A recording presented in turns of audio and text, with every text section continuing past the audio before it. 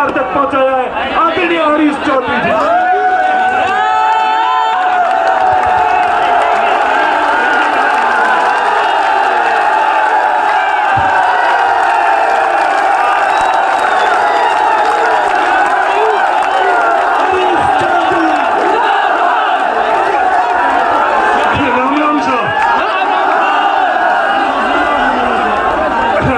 संख्या में आए हुए युवा जोश और जोश के साथ होश से राजस्थान के तमाम इलाकों से आए हुए इस पवित्र शहीद स्मारक पर आए हुए हजारों युवाओं का सबसे पहले तो मैं सलाम करना चाहता हूँ। सम्मानित मंच, आज हम लोग पीछे क्यों रहे? इसलिए नहीं क्योंकि हम लोगों की जिंदाबाद कह रहे हैं। आज हम लोग पीछे क्यों रहे? क्योंकि हम पार्टियों की जिंदाबाद कह रहे हैं। हमको जिंदाबाद किसकी करनी है? हमारे हक के, हमारे अधिकार की, हमारे पूर्वजों की, हमारे संघर्ष। ये समय बदल चुका है। एक वक्त था जब हमारे हाथ के अंदर हल हुआ करता था और कर्नल साहब जैसों के हाथ में बंदूक हुई थी। जवान से किसान, पर ये जिस किसी ने, मैं दुनिया को बताना चाहता हूँ, जिस किसी ने ये बनाया है, समय बदल गया है। ये इन मजबूत हाथों के बीच में हल, बंदूक के साथ साथ कलम भी आ चुकी है। ये सिर्फ एक झंडा नहीं है, ये सिर्फ एक चिन्ह नहीं है। जिस किसी ने बनाया है उसको मैं धन्यवाद देना चाहता हूँ। और दुनिया देख लो, ये बदलता हुआ किसान, ये बदलता हुआ देश, ये आने वाले समय के अंदर इस कलम की ताकत से हम लोग जो हमारा हक है, अधिकार है, हिस्सा है, हिस्सेदारी है, वो सुनिश्चित करेंगे। इसलिए मेरा आप सब लोगों से निवेदन है कि आप अपने आप की जिंदाबाद बोलो। ये संघर्ष किस लिए करना पड़ा? ये सिर्फ नारा नहीं है कि हम हमारा हक मांगते हैं, नहीं किसी से भीख मांगते। ये सिर्फ नारा नहीं है। हमारे देश के संविधान ने, जो दुनिया के सबसे बेहतरीन संविधान है, उसने हम लोगों को आरक्षण दिया है।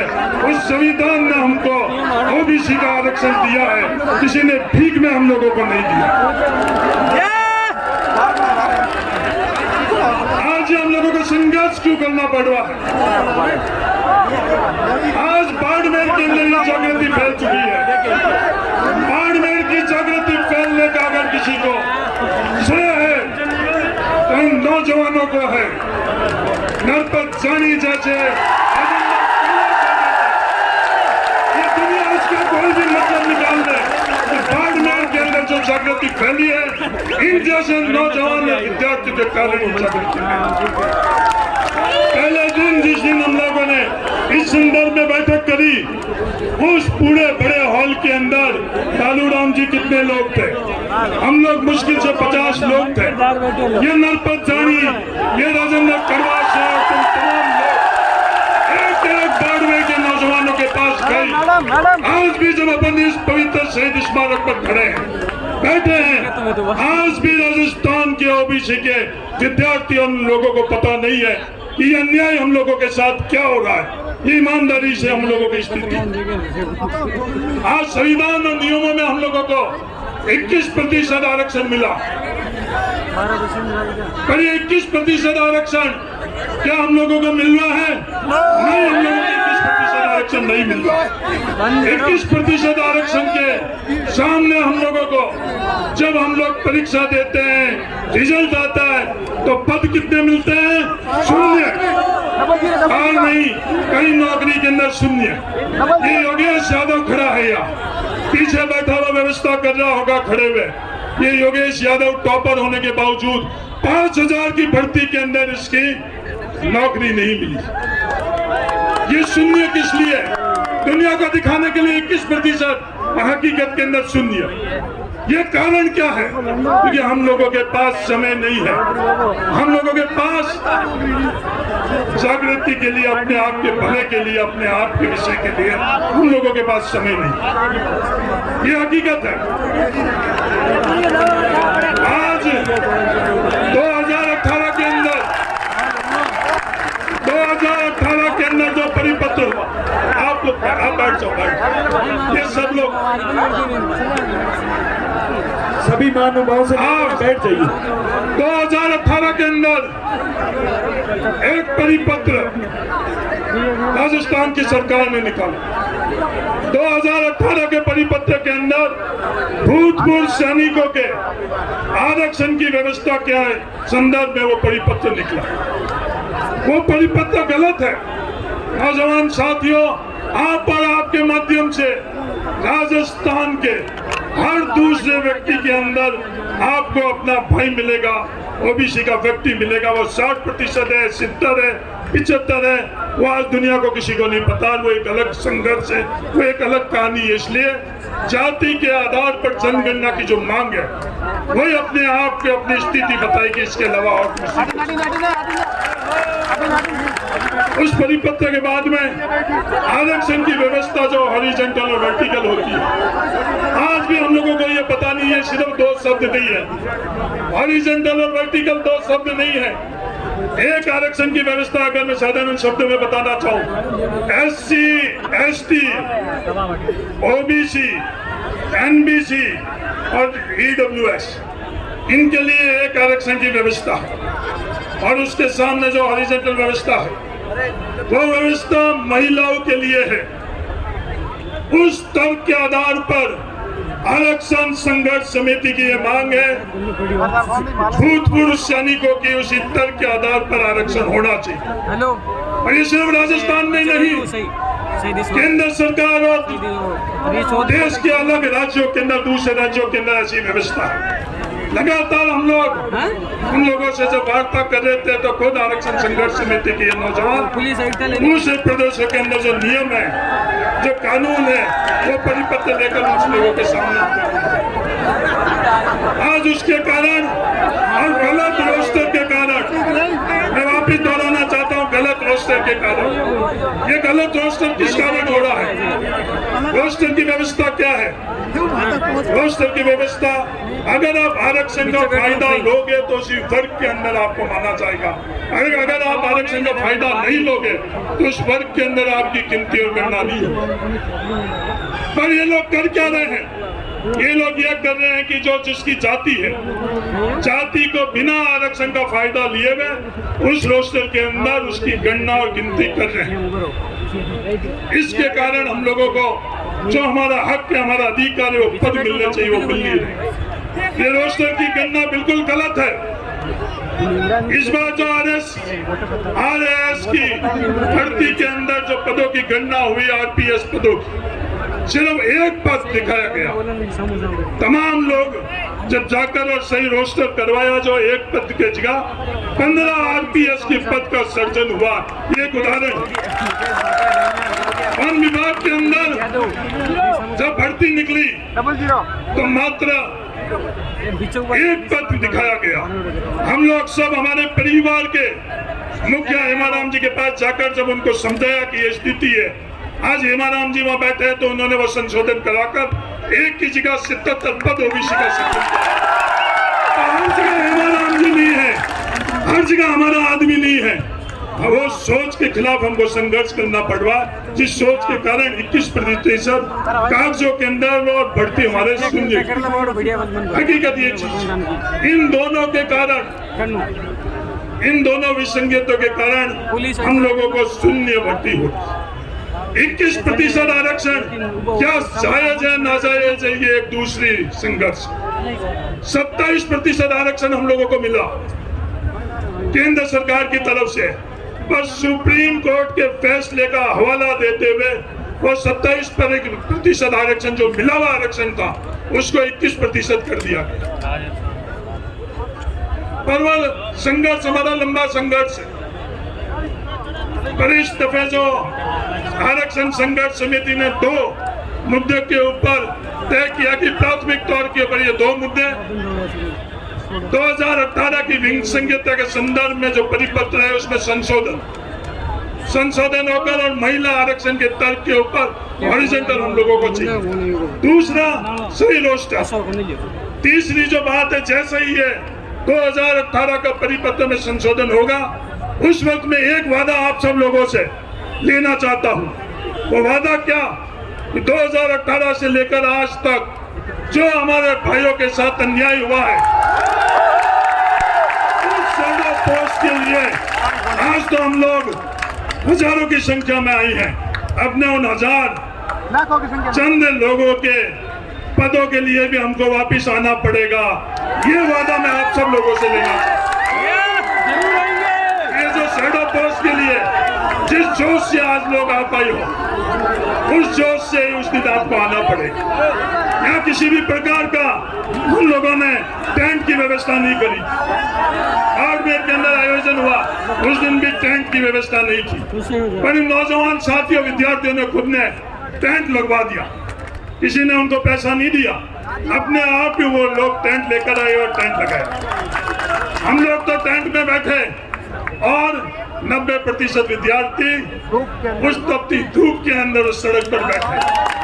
ये व्यवस्था बदलनी थी, इसलिए व्यवस्था बदलकर आज इस शहीद स्मारक के ऊपर किसी प्रकार की टेंट की व्यवस्था नहीं करी गई। इस तरह से आप संघर्ष कर रहे हो उसी तरह से हमारे बुजुर्ग राजा राम जी मील साहब हो या कर्नल सोना राम जी हो या नौजवान बलजीत यादव हो, मुकेश हो, निर्मल हो, तमाम लोग इस संघर्ष के अंदर आपके साथ।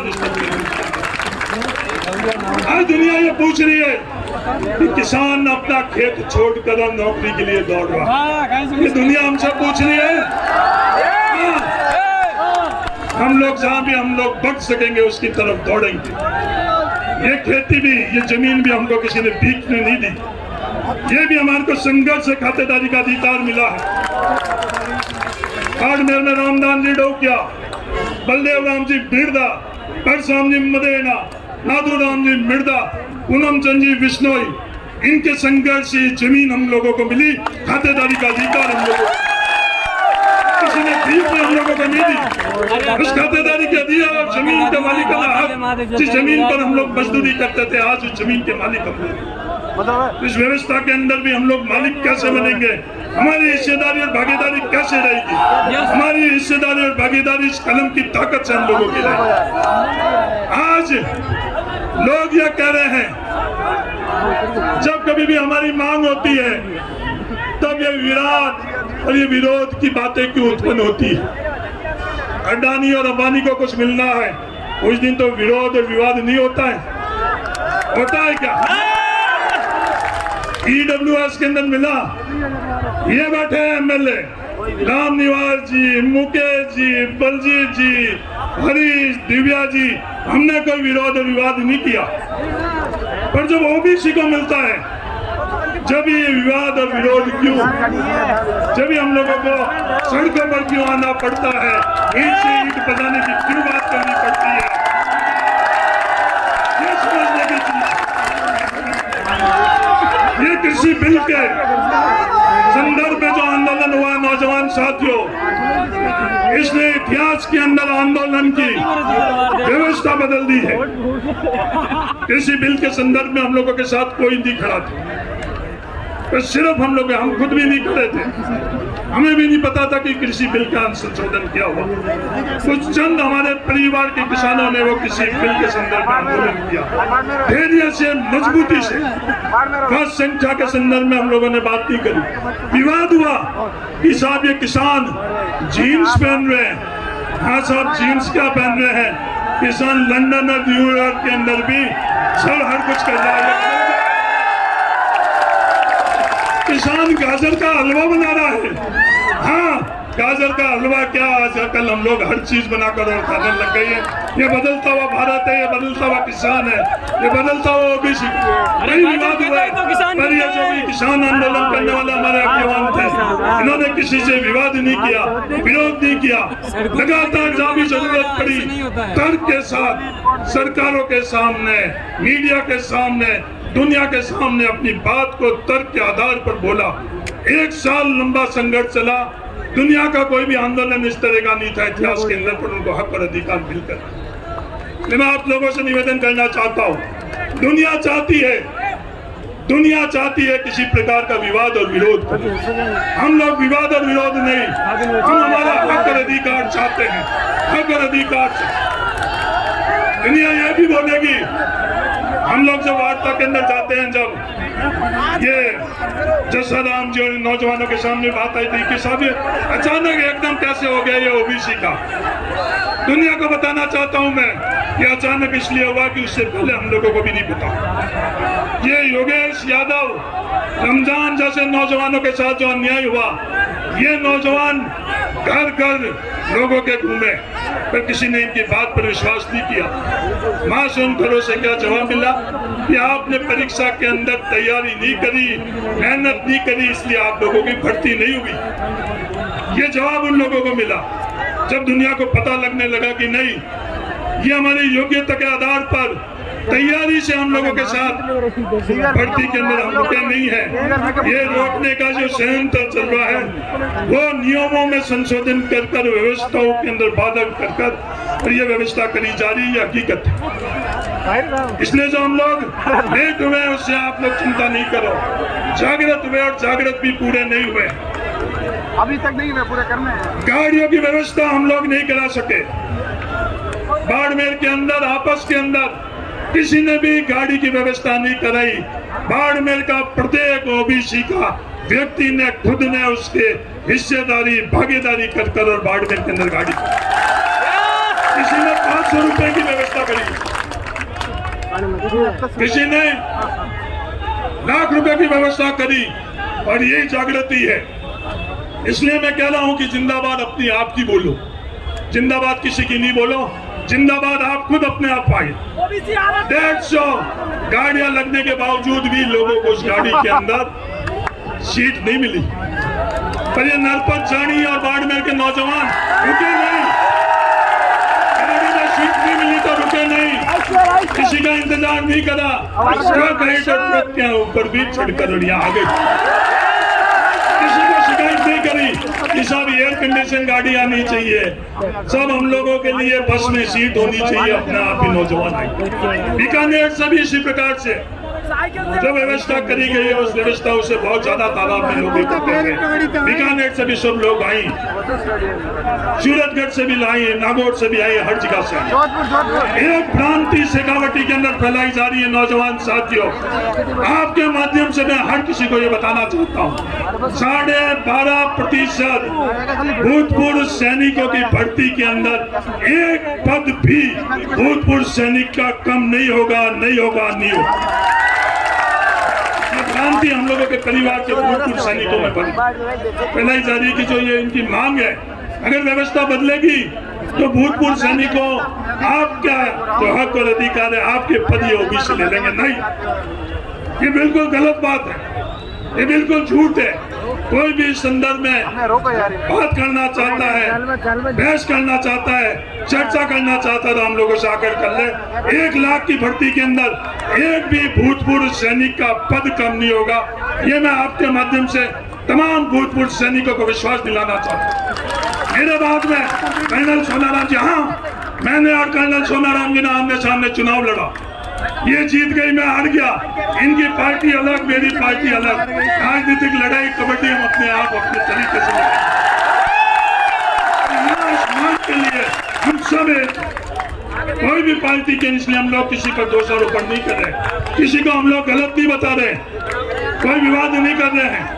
हम लोगों की सिर्फ इकलौती मांग है कि जो हमारे साथ अन्याय हुआ है, उस अन्याय को हम लोगों के साथ सुधार करके, जो त्रुटि सुधार करके, हम कई दफे डीओपी के लोगों के साथ, अधिकारी के साथ बैठे, उन्होंने लगभग 100 सवाल हम लोगों के सामने किए। ये जस्सा राम जी, राजेंद्र कड़वा सर, ये तमाम लोग जो हम लोगों के साथ थे, 100 सवाल में 100 का उत्तर हम लोगों ने दिया, 99 का नहीं दिया, 100 का उत्तर हम लोगों ने दिया। और हम लोगों ने नियम, कानून, कागज के माध्यम से उनकी हर बात का उत्तर दिया। वो दिन गए जब हम लोग जिंदाबाद ही करते हैं। अब ये दिव्या नदेना बोलती है तो बड़ी सोच समझकर और पढ़कर बोलती है। तो बड़े बड़े धर्मा सेठ पहले से ये मानते थे कि नहीं, कोई किसान परिवार से आया, उनको नियम और कानून क्या पता। ये बलजीत यादव बोलता है, ये बहुत सोच समझ कर बोलता है। करें कि हमें पता नहीं, कानून नियम से हम लोगों का हक और अधिकार। तो मैं आप सब लोगों से ये निवेदन करता हूँ, आज सिर्फ 20-25 हजार लोग अपन यहाँ इकट्ठे हुए, जगह कम पड़ गई। कर्नल साहब ने ऑर्डर दिया कि जगह तुम लोगों ने ठीक नहीं करी। जो आज हजारों की संख्या के अंदर आई है, वो यहाँ पहुंच भी नहीं पा रहे, वहाँ जाम में फंसे हुए। ये संघर्ष है कर्नल साहब, ये सड़कों पर संघर्ष है अपन लोगों का। हमारे को न्याय कहाँ से मिलेगा? न्याय हमको सरकारों से मिलता है, कैबिनेट से मिलता है। न्याय हमको कहाँ से मिलेगा? एग्जीक्यूटिव अधिकारियों से मिलता है। हमारी आवाज कहाँ से है? इन मीडिया के माध्यम से। अगर यहाँ न्याय नहीं मिलेगा तो हमको न्यायपालिका से मिलेगा। फिर इसके साथ साथ संविधान ने लोकतंत्र के हमको अधिकार दिया। जो ये सिर है, ये ताकत है, इन सिरों से, इन ताकत से बड़े कानून, बड़े से बड़ा नियम भी बदला जा सकता है। हमारा तो जायज मांगे, जायज मांगे, जायज अधिकार। मेरा आप सब लोगों से ये निवेदन है, राजा राम जी मील और हम लोग सब जाकर उनसे बात करेंगे। कई दफे बात कर चुके हैं, कृषि बिल के संदर्भ में कई दफे उन्होंने बात की। पर ये हक और अधिकार हम लोगों का जायज है, लेकर रहेंगे। मैं बहुत जोशीली बात कर सकता हूँ, बहुत विवाद की बात कर सकता हूँ, ईंट से ईंट बजाने की बात कर सकता हूँ, उल्टा करने की बात कर सकता हूँ, दोषारोपण करने की बात कर सकता हूँ, पर आज ये मौका नहीं। आज हमारे अर्जुन की आग की तरह इकलो तो हमारा मकसद 2018 की परिपत्र में संशोधन, सही रोस्टर और परिपत्र के संशोधन के तुरंत बाद जो शैडो पोस्ट है उसका बाकी आंदोलन जब तक अपन जिंदा रहेंगे वो आंदोलन चलता रहेगा, संघर्ष चलता रहेगा। ये कभी भी मेरा आप लोगों से घर में सलाह है, कभी भी विवाद और विरोध अपनों का नहीं करना। अगर कोई नहीं आया है तो भी उसका विरोध और विवाद हमको नहीं करना। दुनिया चाहती है कोई बाद में आया तो भी विवाद और विरोध नहीं करना। ये आंदोलन सबका आंदोलन है, ये जाजम सबकी जाजम है। आज आया उसकी भी है, बाद में आएगा उसकी भी। ये विवाद और विरोध, ये जिंदाबाद और मुर्दाबाद हम लोगों को जहां हमको पहुंचना था उससे हमको बहुत पीछे छोड़। इसलिए कलम की ताकत से, एकजुटता से हमारे को हमारी मंजिल तय करनी है। यही आप सब नौजवानों को मैं कहना चाहता हूँ। आप हजारों की संख्या में आए, तहे दिल से आपको बहुत बहुत धन्यवाद। डॉक्टर करण सिंह जी यादव भी आए थे, पर गर्मी ज्यादा होने के कारण वो कुछ बोल नहीं सके। मेरे बाद में कर्नल सोनाराम जी, मुकेश जी, दिव्या जी और तमाम लोग बोलेंगे। कितना समय लगेगा वहाँ? 30 मिनट लगे, 45 मिनट लगे, लगना तो 1 मिनट चाहिए। राजाराम जी और संघर्ष समिति के लोग अब हाथों हाथ वहाँ जाकर आते हैं। तब तक आप लोग यहीं बैठे रहना।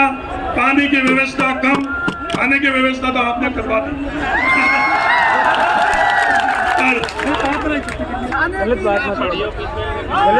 कर्नल साहब का कहना मेरे भाषण सुनकर जाओगे, तो कर्नल साहब का हम लोग भाषण सुनकर जाएंगे। यहाँ आएंगे, यहाँ से कोई भी जाना आपका भाषण सुना बैठे